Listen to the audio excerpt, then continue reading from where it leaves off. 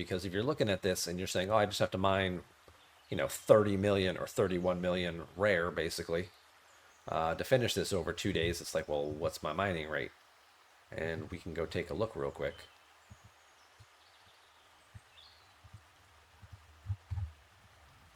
If I were to go out here, obviously the higher up you go, whoops, too far. The higher up you go, this is your new space. If you haven't seen this, by the way, it's over here off of Klingon territory. The further along you go, I mean, obviously you have 3 different types of nodes: common, uncommon, and rare. But the higher up you go, the faster the nodes get. But they also have to deal with hazards. The G5 systems are pretty low value hazards, only 20%. Obviously intended to be used by players G5 and below.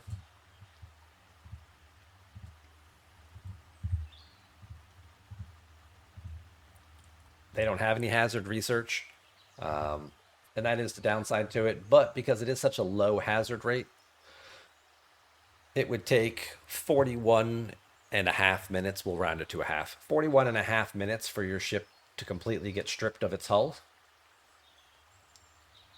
and blow up and die, if you don't have any hazard resistance at all. If you have even a little bit, it obviously slows that down significantly. And as long as you have at least 20% hazard resistance, you'll completely ignore it and take no damage whatsoever. But if we said we needed 30 million, right? Let's even see what we're looking at right here. Now, I think my building is level 7. Between the promo code that gave you a nice little head start on the website and doing the mission for today and then doing the actual claim, picked up a little bit there. So I mine 700,000 an hour and I need 30 million.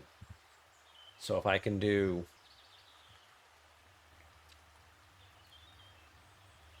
oh boy, we're talking about 10, 40 hours worth of mining for just the one ship, that is certainly possible. It's definitely a stretch goal with just a single miner. 40 is a lot for sure, but it's definitely possible.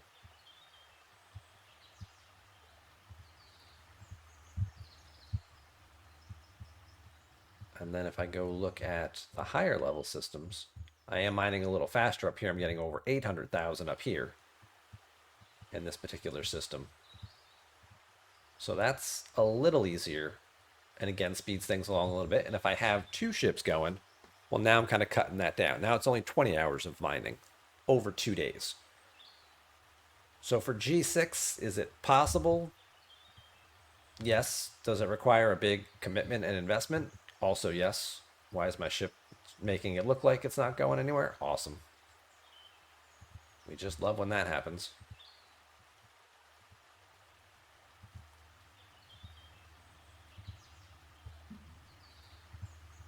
Now I'm going to do this to shake my tail, and then my game's going to bug out and get stuck.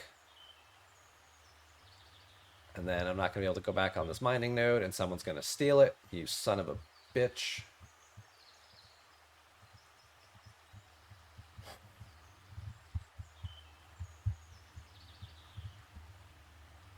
Screw you, Chuck Norris.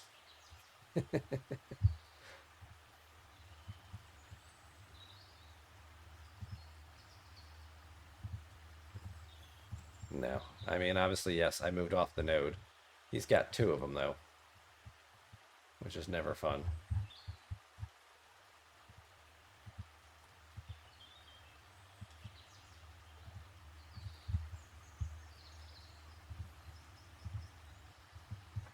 All right, well, let's see if there's another node maybe hiding in this system that I can... No, because this one's broken. Looks like there's something on it, but there's not really nothing there. But hey, look, there's a ship on there. You're not taking into account the crappy cargo capacity on the Selkie. I'm just saying these are the number of hours you have to spend mining. Obviously, yes, you're going to have to run back and forth to dump off your cargo once in a while, and you're probably going to lose some nodes, or you're going to have to, rotate and platoon your ships back and forth.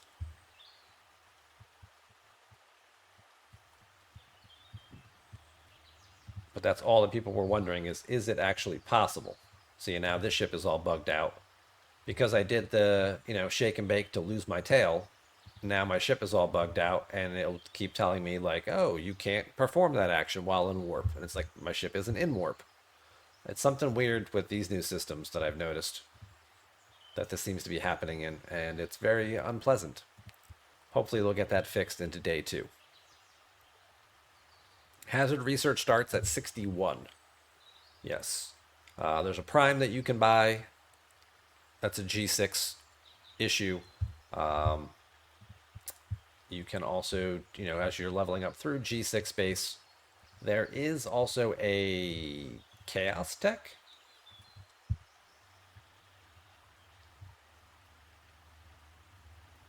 Forbidden Tech.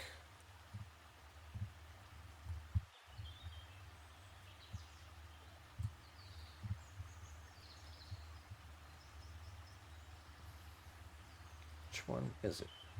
The Omega molecule? No.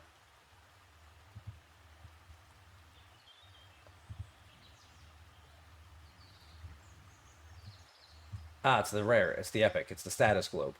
There it is. This one has some base hazard resistance as well. That's for one of your ships, so it would help one of your ships a little bit. It's an epic chaos tech, and it's purchase only right now. So if you're below G6 and you have no hazard resistance and you would like to increase that or improve that, you would have to buy this particular piece of technology. Like you said, it starts at tier 1 here at 14%. And then as soon as you level it up, take it up to tier 2, it jumps up to 26%. So that would cover you all through the G5 systems, all the way up to level 58 or 60. These systems are only showing a 20% hazard. If you're moving on into the 62 systems, now you're into G6 space. Now it jumps up to 100% hazard. And then the further you go, it increases additional hazard damage all the way up to 300% and the highest system, 400% at the max system at the level 70 system. So you would need a lot more hazard resistance for that. You also need a lot more warp range to get out there. We're talking warp 1700. So this really is G6 only. I mean, obviously there is no, if you have something that you want to try and get out there with, by all means, go for it. But it's warp 1000 to get there. And I don't know what else you would be doing or mining with it while you're there. So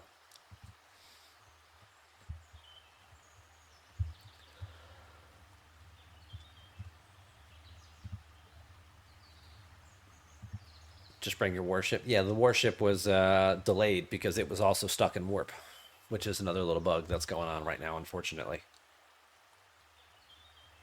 Whether it's lag or just a delay, when you're moving from system to system, sometimes your ship just gets stuck and doesn't actually take off right away. Kind of gets stuck in limbo.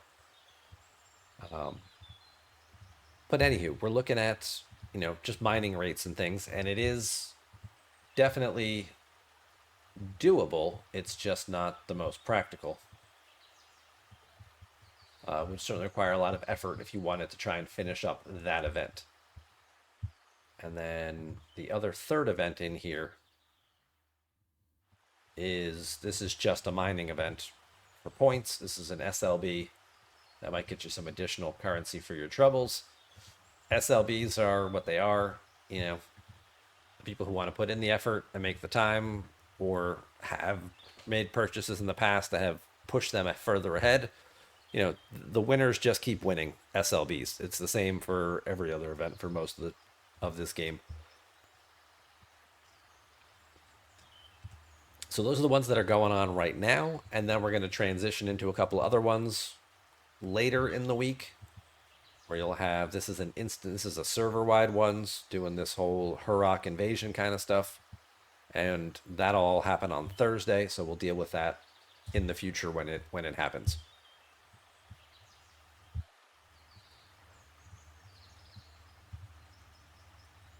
So that's not bad to start with. That kind of just gets you going. As far as, again, with mining, it's the building that tends to really drive it. And, you get the new building. At level 1, you're basically just starting off with a 100% bonus, which is very minimal, not really adding a whole lot to it. But it scales up pretty quickly for both the three types, common, uncommon, and rare. You can see these numbers really start to increase. You go from 100 to 400 to 700. You're at 1,000 by level 4.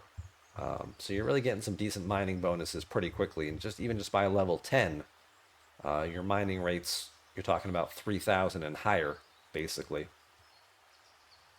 just by level 10.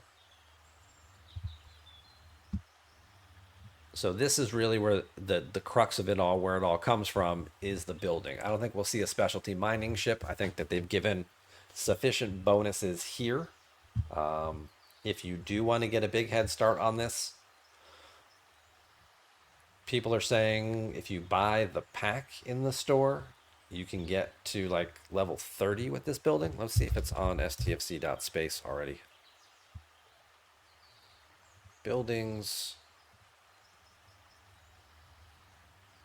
What the heck's this stupid thing called? Transogen Forge. If we just go take a quick peek here.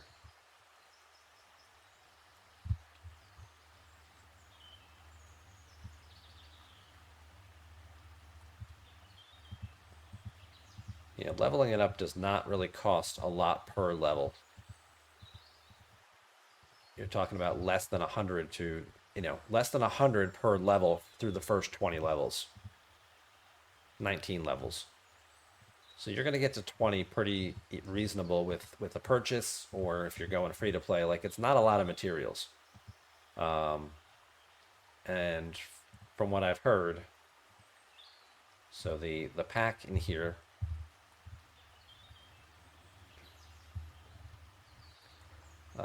so here's the Forge special combo with your bonus value. It's giving you 3,600 of these things. So for $100, a lot of people are getting pretty far with this thing. They're getting basically to like Ops 30 or so. And then the people also buying the Battle Pass, the bottom half has some additional materials in it, which is, again, helping. There's also, I think if you buy... I mean, there are individual upgrade packs. These have no limit on them. If you want to keep pushing the building, that's where you're going to start to see your diminishing returns. I've heard it costs between $12 and $2,000 to take the building all the way to level 70. I've been getting slightly conflicting numbers from people. That value range seems about right. And of course, if you stagger it over a few days and if you have the currency to do your extra pulls and things, maybe that cuts a little bit off there. Maybe you don't have to buy as many packs.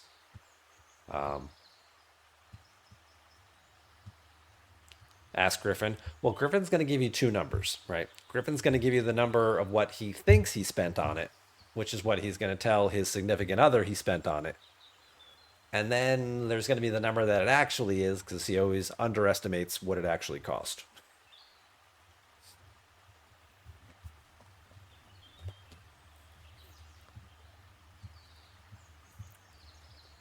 All right, and then you got the $99 Battle Pass, which also has another 2,800 forges in it. So if you want to just buy the $100 Battle Pass, you're spending $20 on the Battle Pass and $80 on the upgrade. That'll get you pretty far. Or if you want to just buy the $20 Battle Pass and spend the full 100 on this, that'll stretch it out a little further and get you a couple extra levels. Looking at the 30s, like where this would presumably get you. If we say, like where I'm at right now, I'm at level 7, right? What am I looking at? At level 7, 19, 25, 37 are my mining rates. If we go all the way to 30, now you're talking about nearly 6,000, 12,000, 17,000. So basically, tripling up those values, which is going to drastically improve, of course, your mining time to the point where this is mining over 1 million an hour, 2 million an hour, pretty easily. And then if you're trying to do those events, you're going to get them done a lot faster. Now, you can still do the events. Like I said, this is, about 40 hours of active mining. And if I split it between 2 ships, it's 20 hours total. As long as you can find the nodes and, don't get killed OPC or whatever the situation is with your server. Or if you just have to keep doing this and just keep rotating ships every few minutes as you get closer to your protected cargo limits.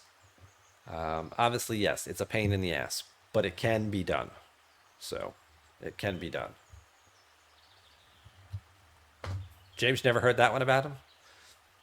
He tries to be honest about things, but he's been forbidden from spending on the game a couple of times by his significant other because he's gone a little crazy sometimes. At least that's what I've heard him mention on other streams, that like, no, I'm not allowed to spend any money this month because I spent too much last month.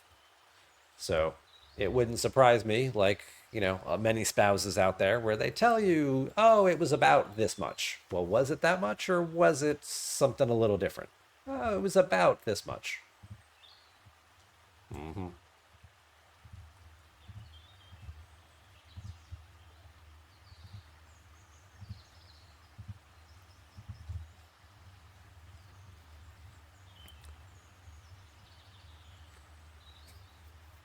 So this is kind of just how this new mining thing is going to work. There is a new refinery, which we'll check out in just a second here. You go back, you go there, and obviously this Selkie mines faster. That one actually mines at over 800,000 an hour because it's tier 5 as opposed to tier 2. And we'll just pick off our tail here real quick.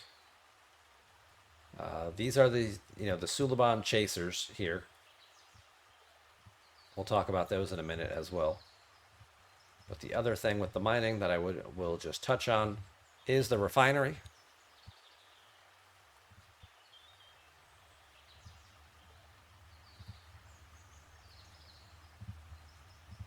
And our new Transogen refinery is right here at the top.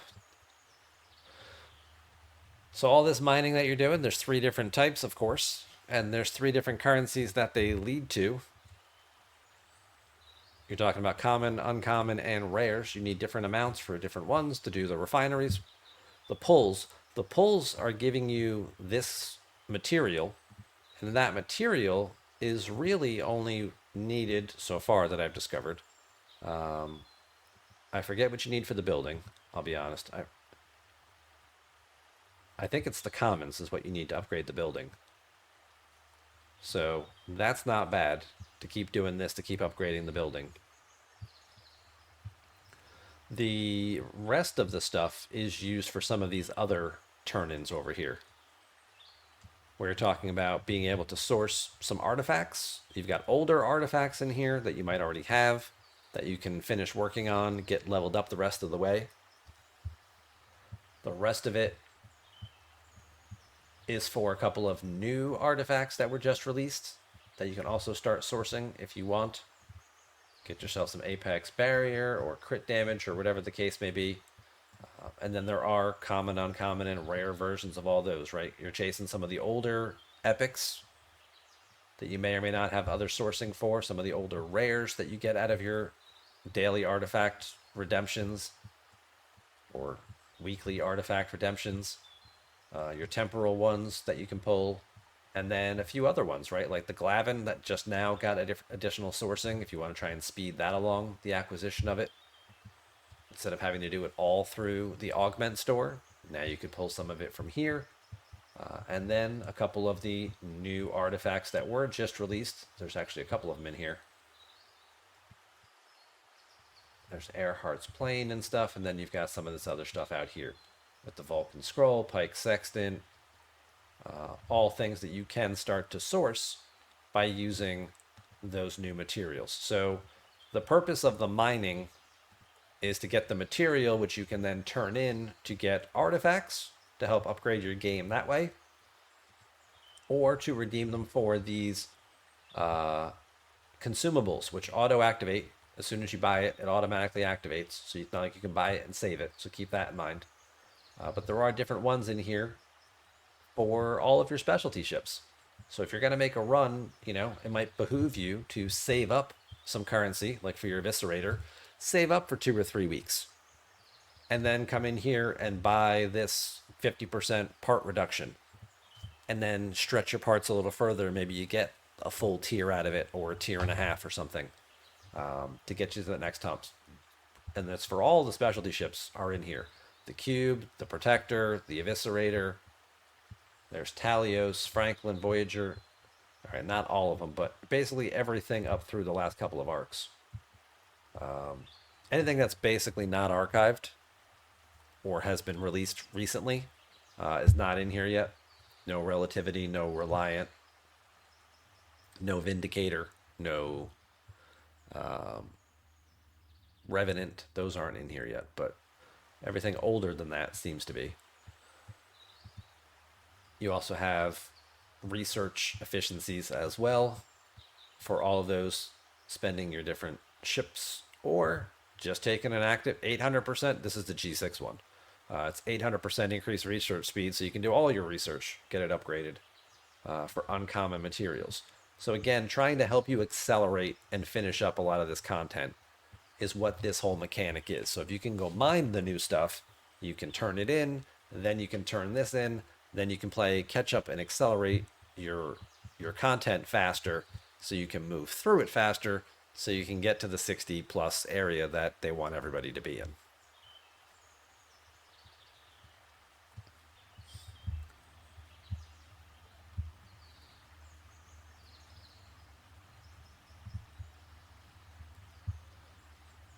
Okay.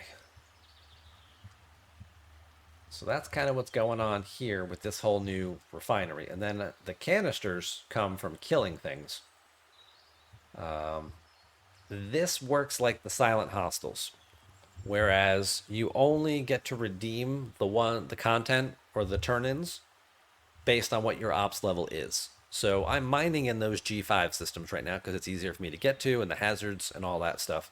So when I have to protect my ships, I'm killing level 56 chasers, and they're giving me 5-star materials for the kill. I can't do anything with that. If I go in here and I pull this and PvE chest, it gives me some 5-star materials. But because I'm an Ops 60 plus player, I'm in 61, I'm a 64 rather, I'm a G6 player, I can't use that material.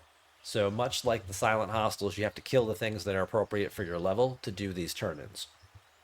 And doing those turn-ins gets you, a little bit of those new artifacts we were just looking at, as well as a little bit of speed ups and some more of the materials, which you would then use to convert into more stuff over here.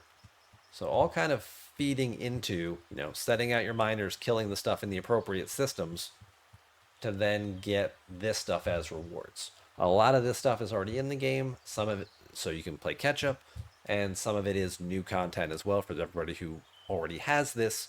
They don't have to be, there's nothing here for me, so I'll just ignore this.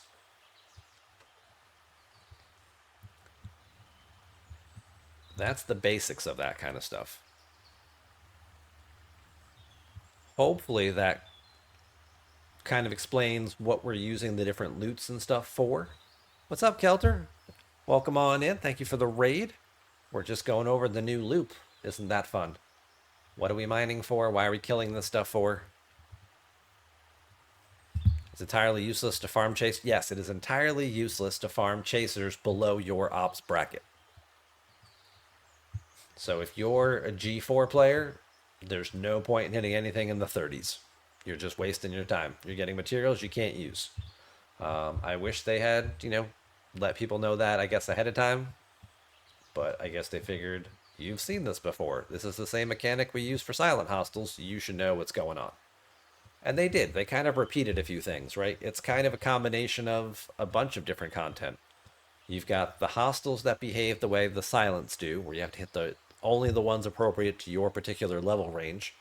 The way the systems are set up and there's token space and things like that, you're looking at kind of the way, Borg or Voyager works. And then you've got multiple different types of materials that you're mining and turning in different rarities of it, which some people have compared to like the way Isogen works with the Meridian, where you've got 1, 2, and 3 star materials that you're doing different turn-ins for. So I can understand that. Why didn't you go back to base? And yep, you're stuck. Brilliant. Auto grinding like the Monavine. Yep, that's another little thing too. Obviously, it's auto grind chasers.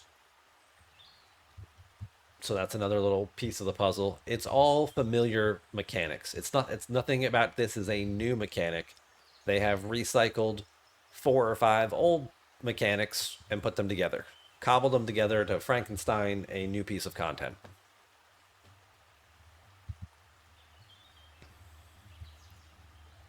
I will also tell you, Anorax does not help you in terms of killing these hostiles and giving you a bigger rewards in your loot chest. The reward content is fixed. Anorax doesn't do anything to it.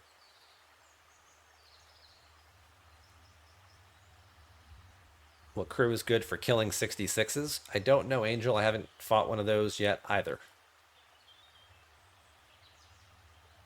Does the Nova Squad building efficiency work for the new building? Oh, because the Nova Squad lowers the special building material costs? I honestly don't know. Let's find out. I'm gonna guess no, but if we go to stfc.space and I go look at the new building here. So taking this building from level 7 to level 8 costs 50. Yeah, so there's no benefit to it because otherwise this number would be lower. So this building ignores the Nova Squad reduction.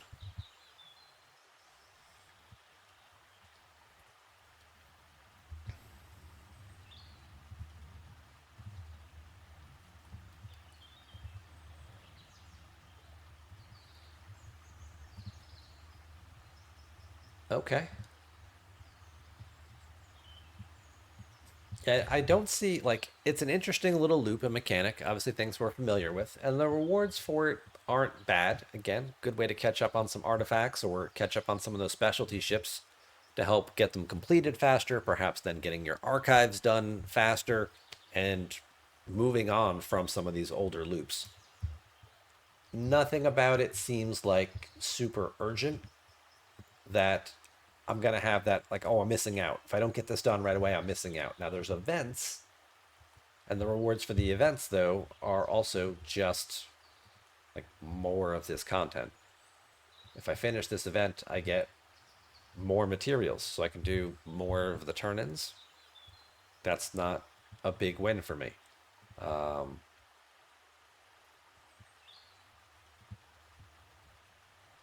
yeah, I don't necessarily see this as being like a must complete kind of thing. Upgrading the building is nice because, of course, then you also get the officer shards. But that's a paid feature, right? The first level is probably free to play. Everything else after that, you're most likely looking at, well, actually, I wouldn't even say free to play. You're looking at probably a $20 battle pass purchase to finish up that first part.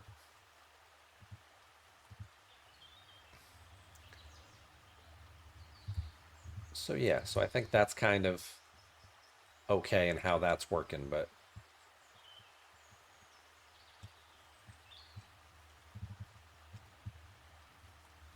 none of it seems like it's a must have kind of thing.